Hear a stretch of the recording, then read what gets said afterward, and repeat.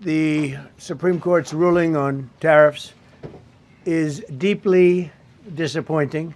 Saturday, U.S. President Donald Trump acted on that disappointment, announcing new 15% temporary tariffs on imports to the United States, up from an initial 10% in response to Friday's Supreme Court ruling that most of his sweeping tariffs put into place last year are illegal. Tariffs that have had an outsized impact on small business owners like Jeff Grove of Railway City Hobbies in St. Thomas. In a normal business year, normal business week, I ship roughly 10 packages to the United States. Since then, it's basically nil.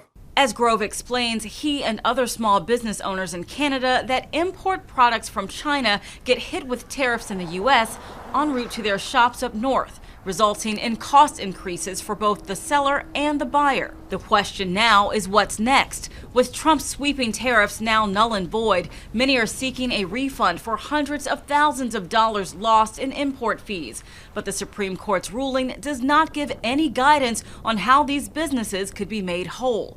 That decision will now be up to the Court of International Trade, eventually reaching U.S. Customs. Grove says the capped tariff at 15% will provide some relief and allow for predictability, but other costs still remain. There's processing, there's brokerage, there's disbursement fees that didn't exist when the de minimis was around. Trump's new tariffs can only be in effect for 5 months without an extension from Congress. However, most Canadian imports are exempt because they fall under the Canada-U.S.-Mexico trade agreement.